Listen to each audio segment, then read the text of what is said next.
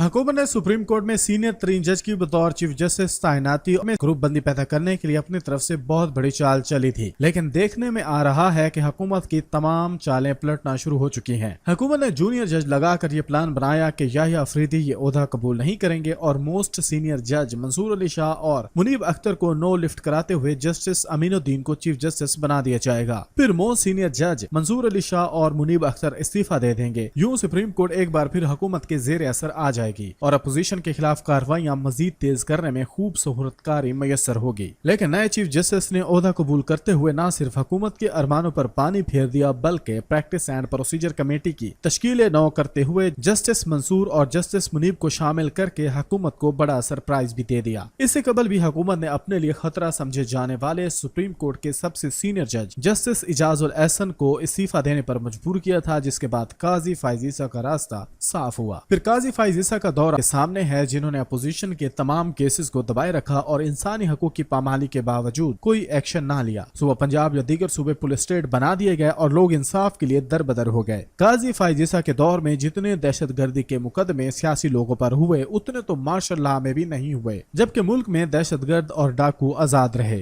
काजी फाइज ईसा के दौर में एक ऐसी बगावत सामने आई थी कि जब इस्लामाबाद हाई कोर्ट के 6 जजेस ने एक खत लिखकर खुद पर पड़ने वाले प्रेशर की तरफ तवज्जो दिलाई थी, लेकिन काजी तो काजी था, उसने जजेस का साथ देने की बजाय हुकूमत को खुश किया। उस वक्त सुप्रीम कोर्ट के तमाम जजेस सिवाय 1-2 के अपने साथियों के साथ खड़े हो गए और काजी फाइज ईसा अकेला रह गया था। आईनी माहिरीन का कहना है कि मखसूस सीटों वाले फैसले में होने वाली मुखालफत से वाज़ेह हो रहा था कि अगर मंसूर अली शाह चीफ जस्टिस बन जाते तो हुकूमत के फारे होने में कोई देर न लगती, क्योंकि उन्होंने इलेक्शन में होने वाली धांधली की पिटीशन लगा देनी थी, जिसको काजी फाइज ईसा ने दबाया हुआ था। इसके अलावा भी और सैकड़ों केसेस हैं जो हुकूमत और इलेक्शन कमीशन के लिए दर्द सर बन सकते हैं, क्योंकि इन केसेस के नतीजे में इलेक्शन कलअदम होता हुआ दिखाई देता है। मौजूदा हालात और अवामी शऊर को देखते हुए ये बात भी वाज़ेह हो रही है कि मौजूदा चीफ जस्टिस दूसरे फाइज ईसा कभी नहीं बनना चाहेंगे। और वैसे भी जस्टिस याहिया अफरीदी पर इस वक्त भारी जिम्मेदारियां हैं। सुप्रीम कोर्ट का तकद्दुस बहाल करना, साथ ही जजेस को तहफ्फुज का यकीन दिलाना और उनमें डाली गई तफरीक को खत्म करना इनके लिए बहुत बड़ा चैलेंज है। चीफ जस्टिस याहिया अफरीदी की तकरीब हलफ बर्दारी ही सब कुछ बयान कर देती है। रिटायर होने वाले चीफ जस्टिस काजी फाइज ईसा की अदम शिरकत और हुकूमती शख्सियात के लटके चेहरे सबके सामने थे।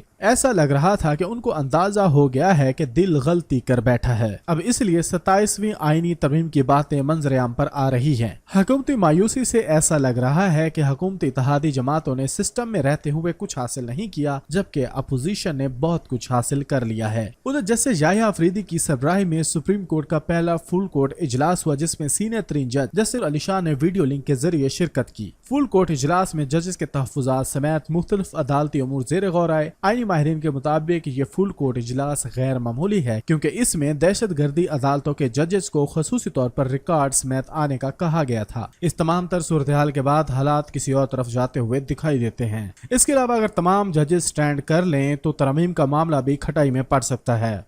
माजी में भी एक ऐसी मिसाइल कायम हो चुकी है जब परवेज मुशर्रफ ने जूनियर जज को चीफ जस्टिस बनाकर मामलात कंट्रोल करने की कोशिश की। 1999 से 2006 तक परवेज मुशर्रफ अपने इक़्तिदार और शोहरत के मुकम्मल अरूज पर थे। परवेज मुशर्रफ के अपने मुंतखब करदा वज़ीर आज़म शौकत अजीज को चीफ जस्टिस इफ्तिखार मोहम्मद चौधरी पर स्टील मिल्स की निजकारी के खिलाफ फैसला देने का गुस्सा था। वज़ीर आला सिंध अरबाब गुलाम रहीम इस केस में चीफ जस्टिस के सो मोटो का शिकार थे। इसी तरह खुफिया इदारे चीफ जस्टिस के लापता अफराद के बारे में नोटिस से तंग थे। सब ने जनाब परवेज मुशर्रफ की ज़हनसाज़ी में किरदार अदा किया और 2006 के आखिर में इफ्तिखार मोहम्मद चौधरी को हटाने का फैसला भी कर लिया गया। मगर एक खुफिया इदारे ने रिपोर्ट दी कि चीफ जस्टिस को हटाए जाने की सूरत में इस वक्त उनके बाद सीनियर तरीन जज जस्टिस राणा भगवान दास एक असूल परस्त जज हैं, इसलिए उनसे किसी किस्म के ताउन की तवक्को नहीं की जा सकती। मार्च 2007 में सुप्रीम कोर्ट के कम से कम 2 सीनियर जजेस जस्टिस जावेद इकबाल और जस्टिस अब्दुल हमीद डोगर को भी चीफ जस्टिस इफ्तिखार मोहम्मद के खिलाफ मुतवक्के सदारती रेफरेंस के बारे में बराह रास्त और बिलवास्ता तौर पर एतमाद में ले लिया गया। जस्टिस राणा भगवान दास मार्च के पहले हफ्ते में जब इंडिया गए तो मशीनरी हरकत में आ गई। 9 मार्च 2007 की सुबह चीफ जस्टिस इफ्तिखार मोहम्मद चौधरी को आर्मी हाउस रावलपिंडी में मुलाकात के लिए बुलवाया गया। उधर इफ्तिखार चौधरी भी अपने गिर्द होने वाली नकलो हरकत की वजह से चौकन्ना थे। वो सुप्रीम कोर्ट से आर्मी हाउस रावलपिंडी निकलने लगे तो जस्टिस जवेद इकबाल और जस्टिस अब्दुल हमीद डोकर ने उनसे खसूसी मुलाकात की। इफ्तिखार चौधरी का उस वक्त मुलाकात से शक गहरा हुआ और वो आर्मी हाउस उस वक्त के वजीर आजम शौकत अजीज, ISI के सरबराह lieutenant general Ishfaq Parvez Kayani, DG